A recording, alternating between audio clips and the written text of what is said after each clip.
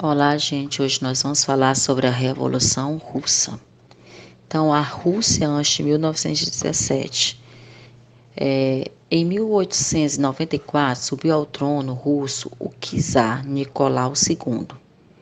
Desde o século XVI, o país era uma monarquia absolutista e a nobreza era propriedade de 25% das terras cultiváveis. E a maioria da população estava ligada direta ou indiretamente à terra.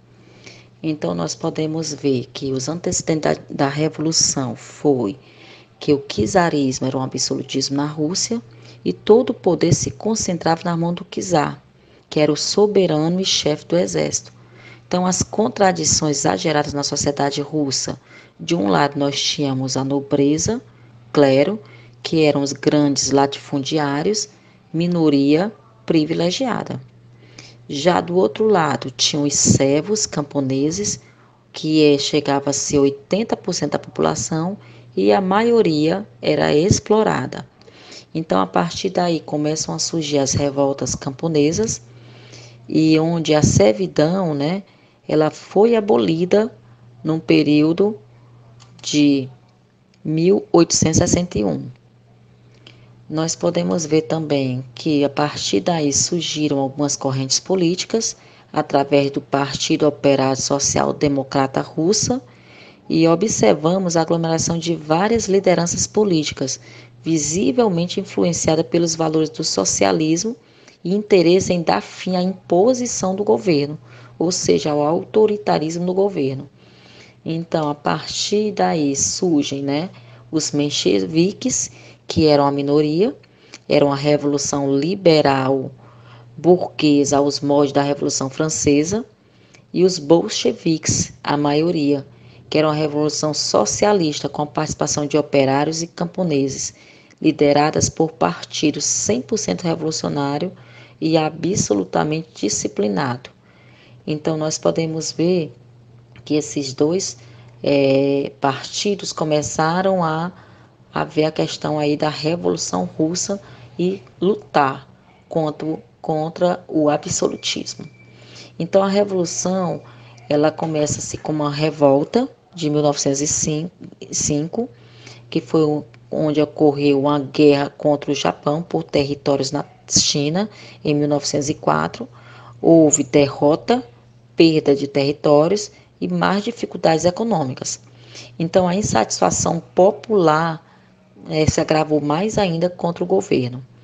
Série de protestos e greves, começaram a surgir vários protestos, onde um ficou conhecido como o Domingo Sangrento, a manifestação pacífica que acabou com centenas de mortos, devido a ter sido bastante reprimida, a revolta do Potemkin, que eram tripulantes contra seus comandantes, com o apoio da cidade portuária de Odessa. Então, esses protestos foram duramente reprimidos. Então, nós podemos ter como consideração final que se conclui que as principais causas da Revolução Russa foram os problemas sociais, econômicos e políticos. A população era majoritariamente, da sua maioria rural, se encontrava na miséria e com fome. O país era pouco industrializado e a existência do governo permanecer na guerra, dentre outras situações. O comunismo de guerra pode ser entendido como controle estatal da economia, e daí se deu as medidas como a estatização.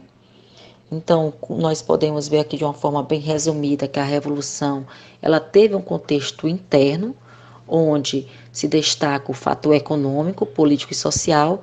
No econômico se viu a questão do atraso, em relação à industrialização, um país agrário. No político se destaca a questão do absolutismo e o social a questão dos camponeses lutando por essas terras.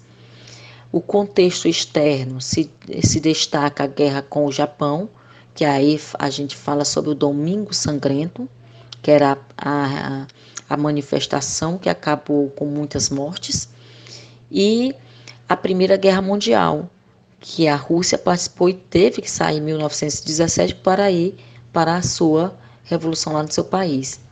Então, o processo revolucionário, houve uma organização ideológica entre os mencheviques e os bolcheviques, a minoria e a maioria. A primeira fase era uma fase da burguesia, a segunda fase dos sovietes. Então, pessoal, isso tudo dá um contexto, né, um resumo sobre o que foi essa Revolução Russa, né, em 1917. Então, pessoal, esse é o nosso conteúdo de hoje. Eu agradeço a participação de vocês e até a próxima aula.